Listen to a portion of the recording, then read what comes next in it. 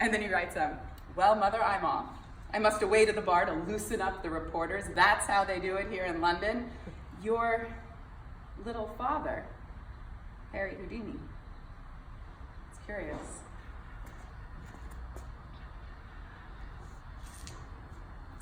There is this one really this special thing that I wanted to show you. It's not. Well, okay, so this is his cap. His father died when he was 8, and he went to work at the shirt-base factory, and he wore this cap. Okay, that's a lie. This is not his cap. I'm lying to you. He does have a really cool cap at the archives, and I was trying to slip it into my bag under the table when I saw the guard walk by, and so I didn't steal his cap. This is my cap. They look fairly similar. This cap I bought when I was 23. I was single. I was waiting tables in New York. It was tough. This is a play about Houdini. So obvious. This is lovely. This is his calendar. He wrote down meticulously everything that he did. This is the San Jose Gazette. His face on the cover. This is from. It is. Oh, right. It's tucked away down here. That's why okay. Ooh. So this is his wedding ring. Okay, don't let me lose this. Okay. So he and Bess met on Coney Island. His brother actually had a thing for Bess. And so Houdini invited her to join their circus act. Actually, Bess had a ton of charisma on stage. She was the one who perfected the metamorphosis, the trick that got them their first initial break. They were married that year. After he died, she went back through the calendar and she wrote over all of the dates. So like for instance, he wrote on April 2nd, went to the Magicians Association to set up dues. And then she wrote over it, we caught the late show on 47th and walked home together in the rain. It's like the past and present touching each other, or like changing each other.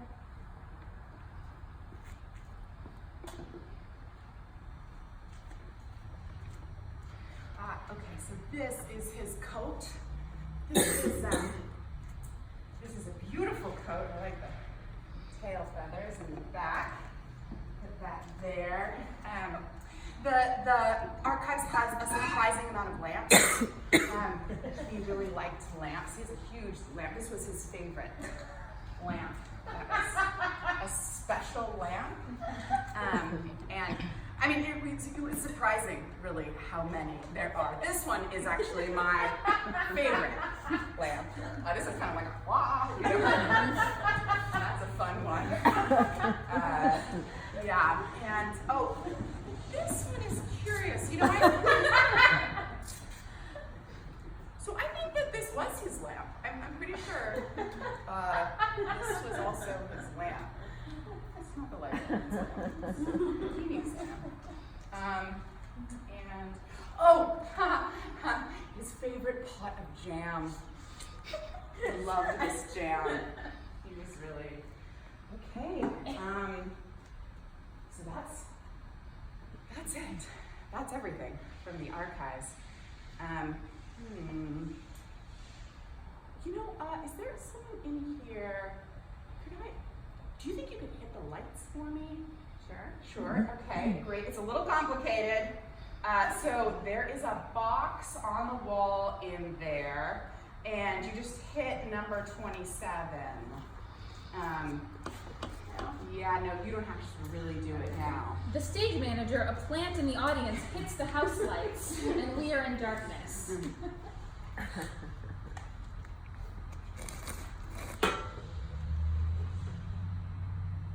Let's begin.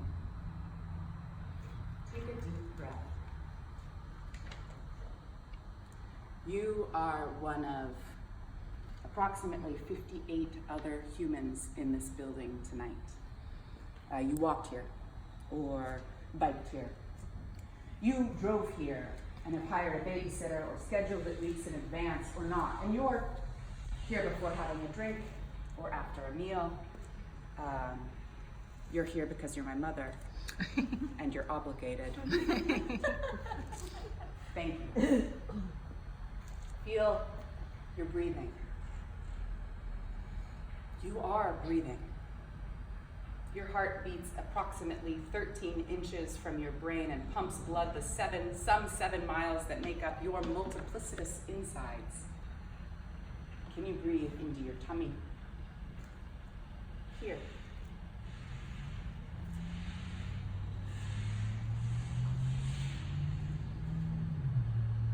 Here. Built in 1932, the Museum of Human Achievement is a pier and beam warehouse in East Austin. Coordinates are 30 north, 97 west. The floors are made of maple. The maple comes from trees cut in the Grange. Originally, the warehouse was a manufacturing company. A train track ran the eastern length of the building, bringing in goods from around Texas and sending them back out.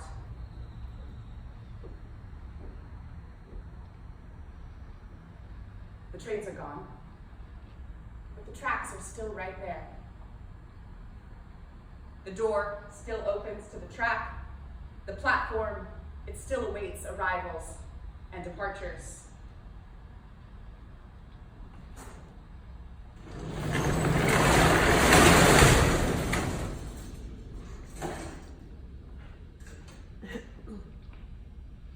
This is a seance.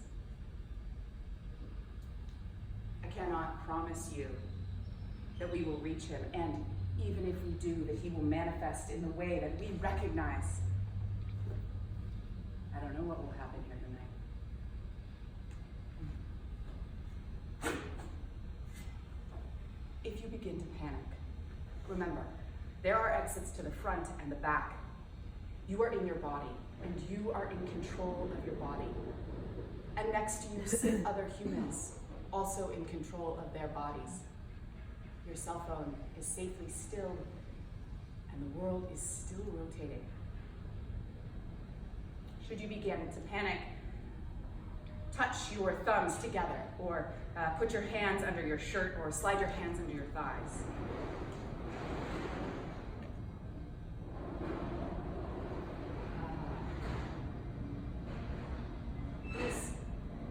You're the nice lady who helped with the lights, thank you.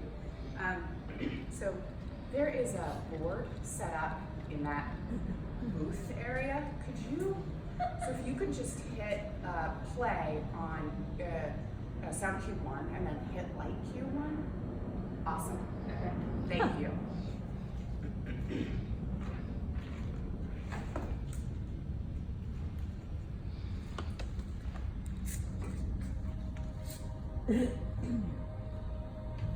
Invocation dance.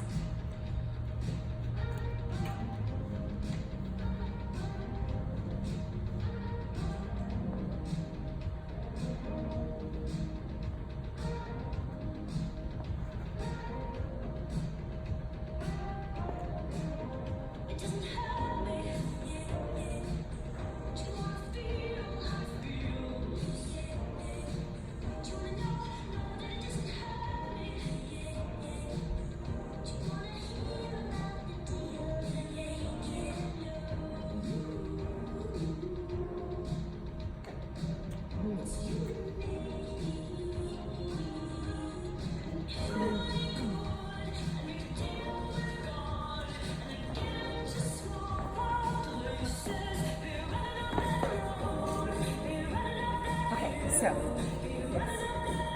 yes. Wrists. Jump up. Down, down, down, and then that's the, oh, okay.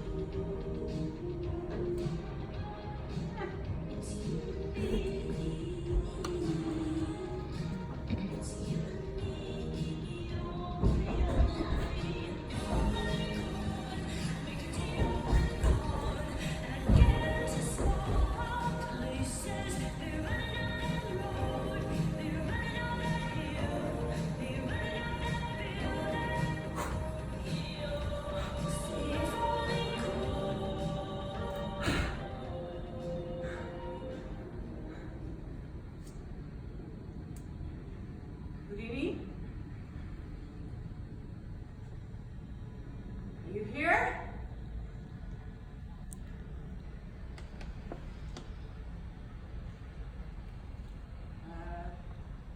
Lights are supposed to flicker. Is somebody here? Sorry, that was me. Oh, sorry.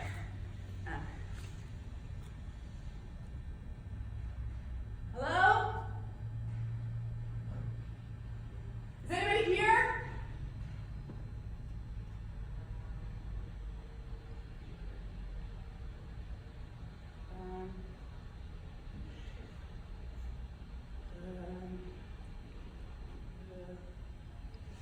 Spirits of the dawn,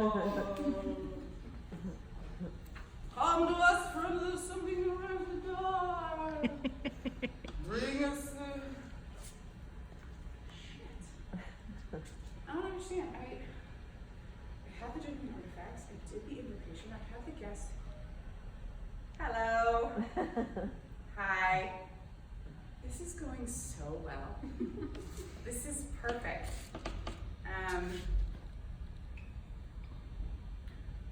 Okay. I forgot a step. There's a step I forgot. It's right here. It's in the instructions. I have it. It's so funny. Step 3.5 is the step where you or I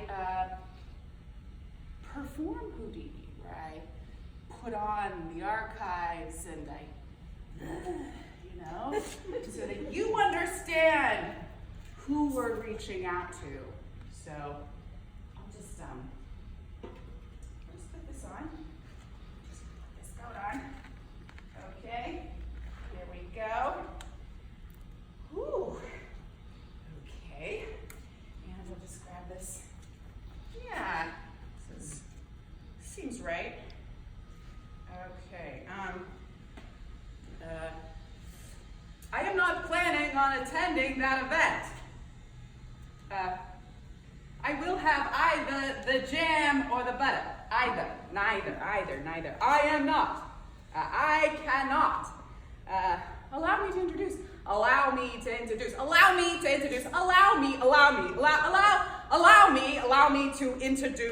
you to my colleague, Mr. Belaski. Hey, good question, Mr. Belaski. You know what? I do not believe it hyperbolic to state that my ascension here in London over the last 2 years has been meteoric. I mean, this most recent challenge in which I will be shackled hand and foot, wrapped in steel chains and lowered into the Thames is one I look forward to. I hope I escape unscathed. Yes. And actually, Mr. Belaski, that is the exact press statement, so if you could get it in quotations, that's good question, Tabitha. And allow me to introduce you to my colleague, Mr. Belaski. You know, it is true. I do want to be widely admired by smart people. You know, not just admired. I wanna exist in other people's minds in a way that is large and shiny. Like, I want the people around me to love me and also to fear me in nearly equal proportions. I mean, I want to be great. I ain't gonna lie, I do also want a lot of money. Excuse me, no, retract that. Could you just cross out that part about the money? Thank you. Edwin, when I offered to take on any challenger, you know, I've had, of course, met any legitimate challenger, and not that sneak, braggart, cheat Warren, who filled the internal lock with putty, nearly forcing me to dislocate my own shoulder, suffocate to death, and ruin everything. Can I get you another step? You need a beer? No, okay, good. And of course, that trick was a huge success, of course. Yes. Mr. Goldstein, it is true. I was born in Hungary, and it is a pleasure to be back on the continent with our people. Also, I like your tie. Yes, Smith. It's true I was born in Wisconsin, and I'm American, through and through. I ran away when I was 12. I ran away when I was 16. You know, I've never been away from my mother for longer than a week.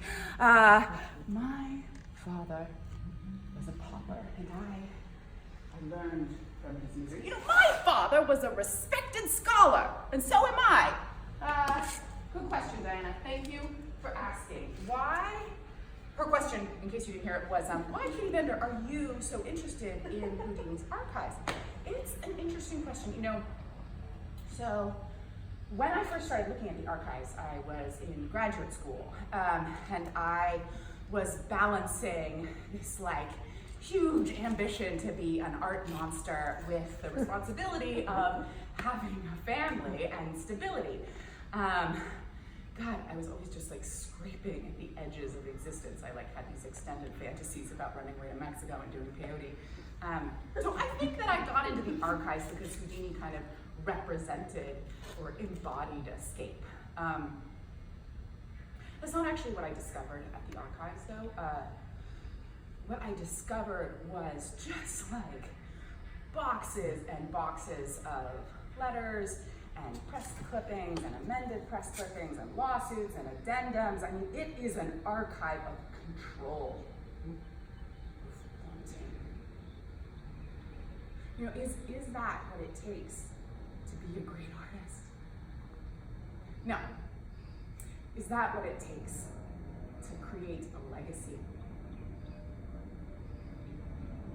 Oh, Tabitha, yes, thank you for asking. It's true. My greatest desire is to be in conversation with the dead, to speak to magicians from the past. Have you read my book? There are copies you can buy in the lobby, you know? No, I cannot actually bring people back to life. Yet. That's enough questions. That's enough questions. Please, excuse me, I have a show here. Okay.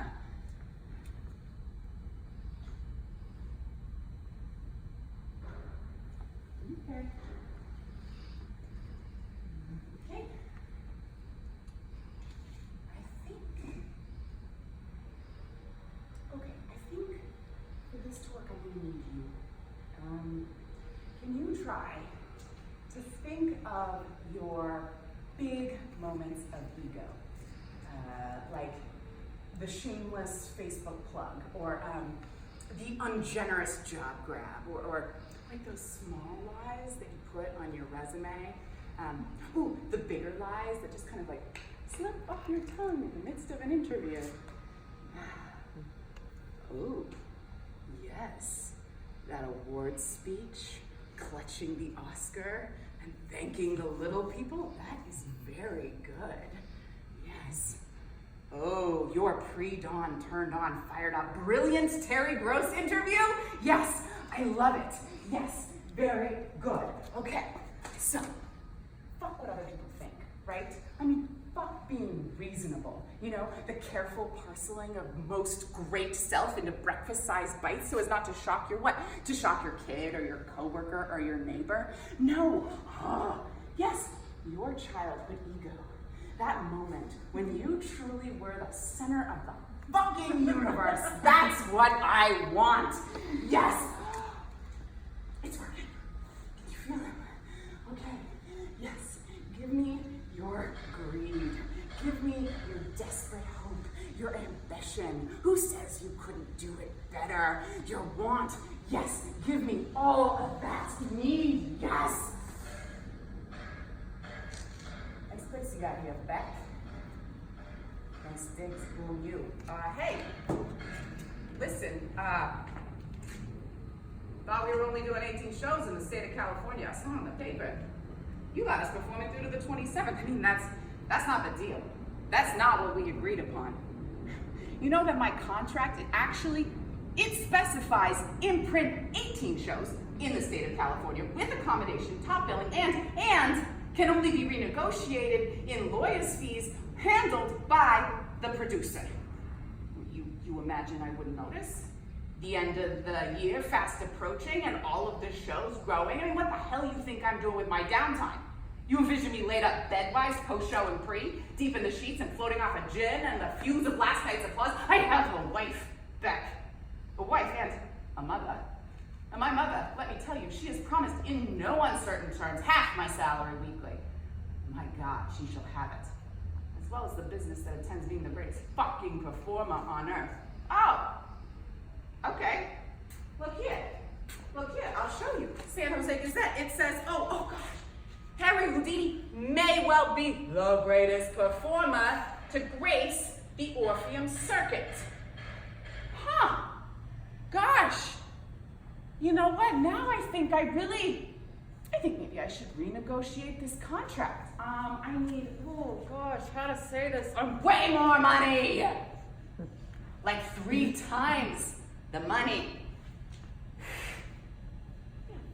Jackal, 4 shows a day, sunken eyes in the glass. I got a cracked rib, difficulty breathing. This morning, there's my smiling face staring at me from the front page of the San Jose Gazette next to advertisements for Swan soaps, Venetian hair plugs. I mean, who is this man in print? This Harry Houdini, I surely know him. He wears my face, I carry his name. Look at him, encouraging commerce while I dig through my pockets for the nickel needed. Surely this man is me. Surely those swans and Venetians have paid somebody a great deal to corner my face in letter type. And yet I dig, and I dig through my pockets and I worry over my cracked rib and I hope I have time to reach my mother before the matinee. I need more!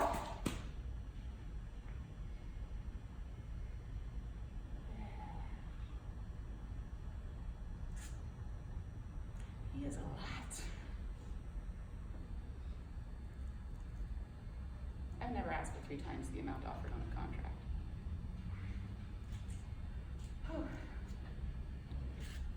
Maybe I should.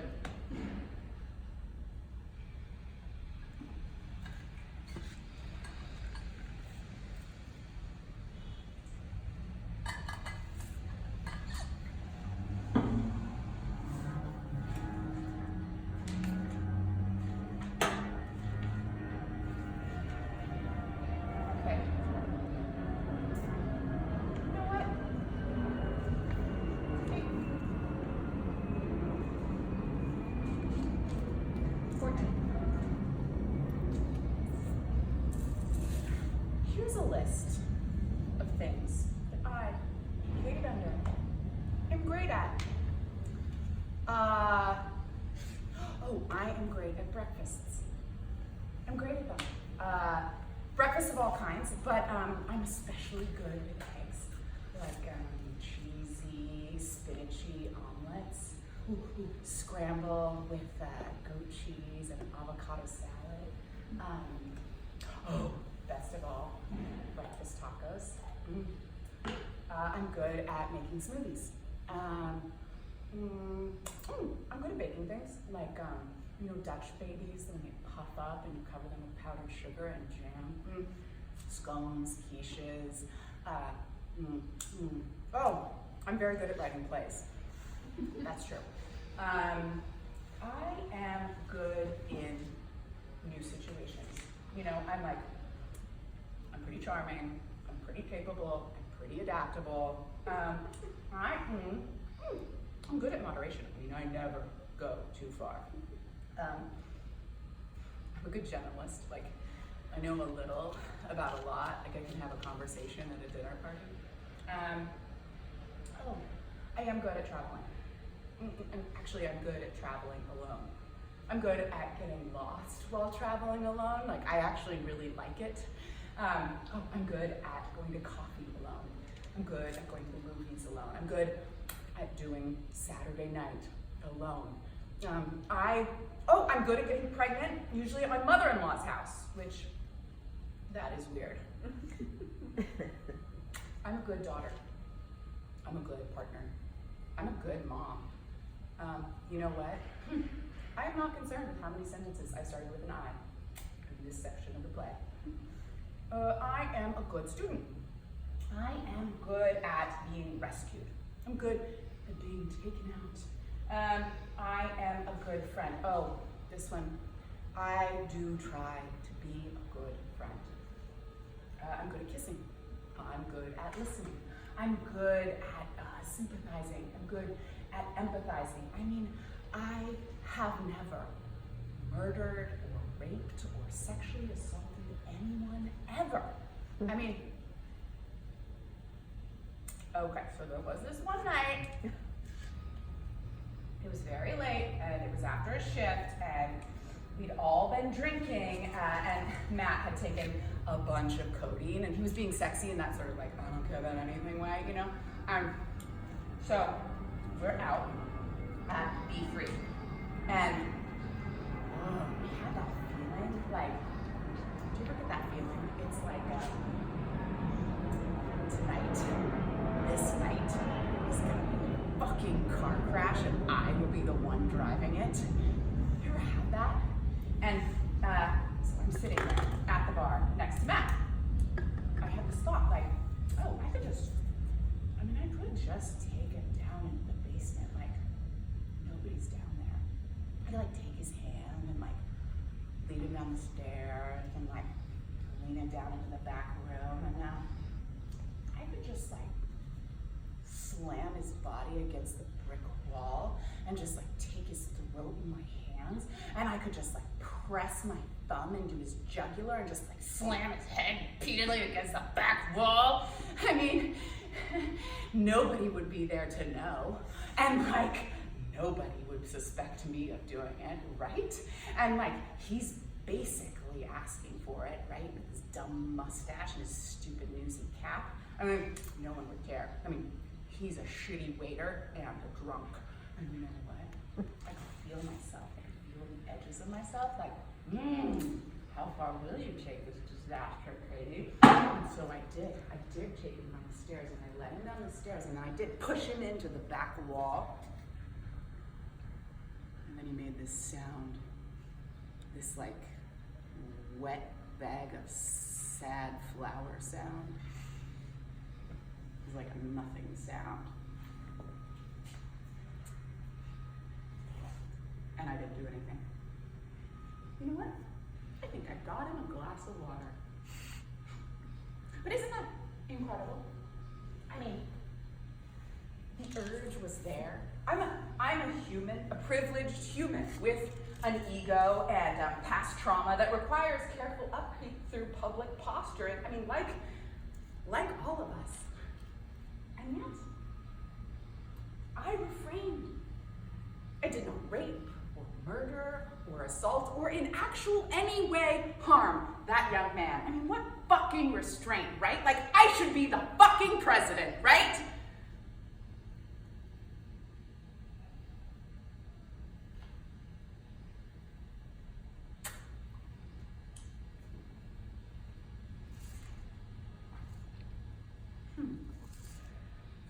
Houdini! I ate a bunch of your jam! Really good!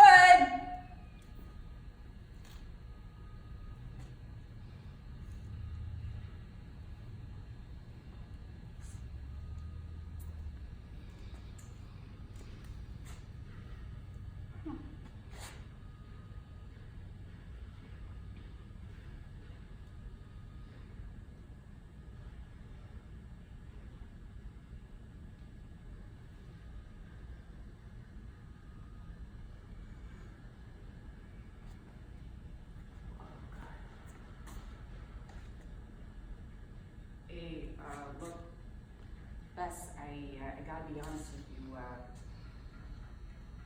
They're not gonna let us back on the circus tour. I talked to Tiny. He says that they ain't got the funds, and I'm sorry, but hey, no, come back here. Hey, no, look, please don't write him off for the money. No, please, we'll be fine. I got a plan. It's just, no, come back. Okay, look, I shouldn't have gambled that $5. You were right. But look, I got an idea, okay? I'm out reading the paper, right? Okay, so hey, stay with me. So the big story is they got this John Hobart guy's face all over the front page. he's like a stick-up guy. They locked him in this fancy cell, right? It got me thinking, like, so like the paper is for everybody. And it brings all them stories into their own homes. Like people want the extremes. People want the edges of life. And no, hey, wait, no, sorry, hold on, come back. I'm coming on it. Okay, look, so here's it. You dress me up a little kind of dapper, right? And so I walk into this newspaper guy's office, the guy who wrote up this article, and I say, hey, you the gent that write up this piece, you write this. You confident in your assessment here, saying this John Hobart guy is secure, saying no man is busting out of there. And then I'm like, hey, I got an exposition for you. I bet you $100 and a great story that I'm busting out of that very cell. No, I know, we ain't got the funds, but look, it ain't a gamble, because I ain't losing, right? Bess, no, I need you. Okay, look, it don't work. If this don't work, write to your mom. We'll go back to Brooklyn. I'll sell the tricks. I'll go back to the factory. I have to. But no, here's the thing. While I'm walking and talking this writer man, you go over to the Orpheum circuit and you talk to that big circuit manager, Beck. You tell him that we got a show going on at the police station. You promise him front page headlines and a show he can recreate on his circuit, right? Okay, so then at the police station, I'm using my words. I'm like challenging this police officer that the cell he built ain't safe, that I can prove it, right? So I like strip down naked, right? No, so they know I ain't a con, right? Okay, and then you show up with Beck and you're like kind of a little nervous, right? You're like building up my suspension. And then you give me a kiss. You slip me a wire in that kiss, see? Right? Like you're in the act with me. It's like you, me, our whole life, that's the act. Please, Bess. Look, I need you. Easy for him to say. Easy for him to say that he needs her with the flowery long letters and the notes, but always from away. You know what? She did go talk to Beck. And she did convince him to come to the police station. And that was their first big break. And not even 2 years later, she gave up performing. She stayed home to look after his mother and keep the house. She did return to the stage after he died. God, I'm like, I mean, why are there so few of her letters in the archives? Oh God. Now that I'm thinking about it, like, why are all of Houdini's letters to his mother in English? She didn't speak English. I mean, she never learned to speak English. God, in fact, after her death, Houdini spent the whole year traveling to every medium, every seance, desperate to hear from his mother. And one medium did claim to have reached her, but the message that she delivered was in English. And Houdini, feeling duped, began this lifelong quest to unmask false mediums. I mean, like, is the whole archive just more of the same? Like, just a performance of self to create a legacy? Did he craft that entire archive intentionally? God, and why have I spent so much time trying to get Houdini, Eric, to teach me about balancing ambition and familial responsibility? I have been duped by the dead.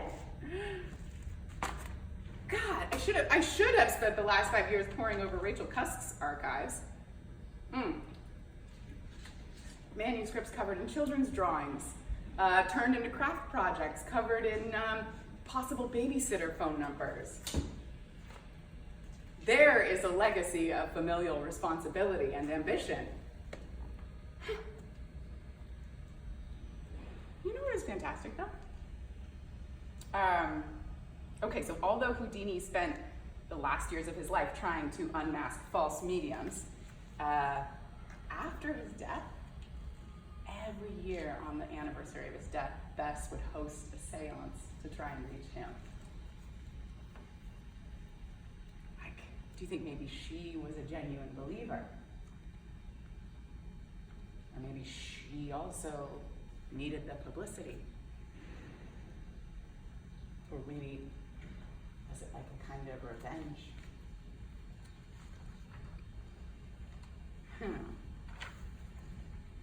Here's an amended history of Eric Weisse. He was a shitty magician. That's actually true. He would go on stage, he'd do a big intro, the curtain would drop, he'd go behind the stage for the next 45 minutes, the band would play, the curtain would come up, and then he'd come out of the chains. He was not good at sleight of hand. He just wasn't. You know, okay, so I think he was good at press releases. Yeah. I think he was good at gathering a crowd. He was good at staying in touch with people. He was good at telling the story that people needed to hear. Yeah, I'm sure he was good at holding his breath underwater. You know? I mean, I think he was good at bending his wrists. He was good at picking up things with his toes. He was good at practicing. I am practicing. He was good at having the right key for a particular lock. He was good at making events. He was good at hosting parties. I think that he did try to be a good husband. I think that he was.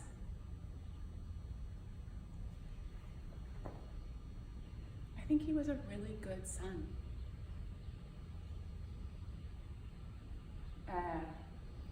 Cecilia died while he was on tour. And against the rabbi's wishes, he had the family wait the 2 weeks it took him to get back home to have the memorial. And of course, he made a production of it. And of course, he was devastated. He had this giant marble mausoleum built for her. I mean, I can see it. This was at a cemetery in Queens on 79th Street. And he had an open casket, which the rabbi did not like. And the family was all there. And the press was all there. And he stood before them and he said, ladies and gentlemen, ladies, allow me to present, allow me to present to you my mother, Cecilia Weisse. She was the one whose attention we all competed for. I mean, she was the reason for all of this. She was a walnut woman, hard and wrinkled, always moving. I mean, before I got up, after I went to bed, the water to boil, the meals, the laundry, the cleanup, the small emergencies of boys, the much larger emergencies of men, and then back to the water, the laundry, the cleanup. I mean, never stopping, no escape for her. I was her favorite, obviously. Sometimes, if I woke before my brothers, she'd sneak me spoonfuls of jam as a treat. It was our secret. I ate all your jam. Yes, the marble is imported from Italy, and yes, I was right there with her at the end. No, that is a lie. I was in England when she died. Her last words to me were, honestly, I don't remember. Sorry, forgive me, I'm destroyed. You know, I think I should have died jumping off the train when I was 11, or later under the sand, or under the ice upside down. I mean, any number of possible times when the edge of my reason folded into something else.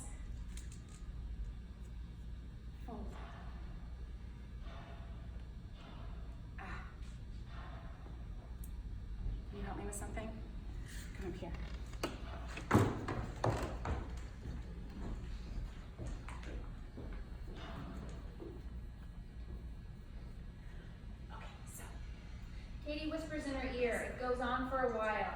She's explaining something complicated. She pulls handcuffs out of the trunk. The woman locks her in handcuffs. Then she guides her into the trunk. She finds a lock and locks the trunk. She finds a curtain on the dowel. She stands on the trunk. She raises the curtain, lowers the curtain, and when the curtain is raised, the woman is gone and Katie holds the dowel. This is the metamorphosis, the trick Katie has been practicing. Ladies and gentlemen, ladies and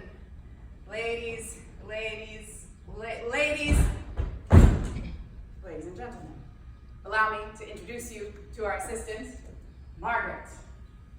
Thank you. Thank you, Margaret.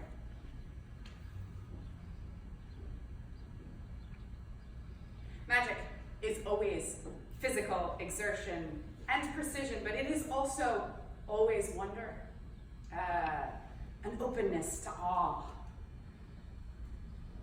The greatest magic trick that I know of is the one where I birthed my daughter. After hours of contractions, the doula said to me, "It's time to stand up." And I did.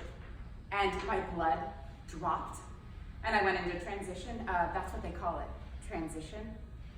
And I went to this place in my brain, this very, very low, instinctual place that was very ancient and really strong.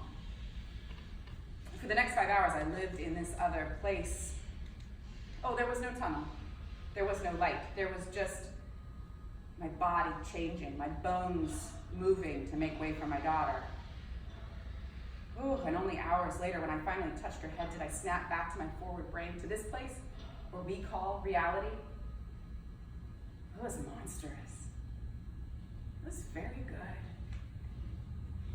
A kind of magic. A how to be both. An active splitting into, and also the work of letting go. And the porousness of all of us. Like the way that I can sit across from you at a meal. And with our eyes, we can try to will ourselves into each other's skins. Oh, you grew up next to a glacier. I try to imagine that I understand. Maybe I do. And you say, don't ever change, because I love you. And I can't bear to lose you, but I'm a bear in a tea shop. Can't you see the wildness in my eyes? I'm a bear, you're the tea shop. No, I'm a camper, you're the guide. Yes, and you say turn left, go west, young camper, but I sleep in late. Or that's the best part of where we sit in each other. Like, I was sitting in you yesterday, and you seemed heavier than I would have expected. I'm not saying you're fat. I'm saying that you are carrying a lot of people inside you. You were worried, probably about insurance. And the worry was a nice hat that you were wearing on your head at the pool. You, on the other hand, would not let me sit in you. No, because we are essentially, ultimately, very different. We are a coiling of tightly metered differences. We have 22 differences between us. You and you, like me, we imagine escape.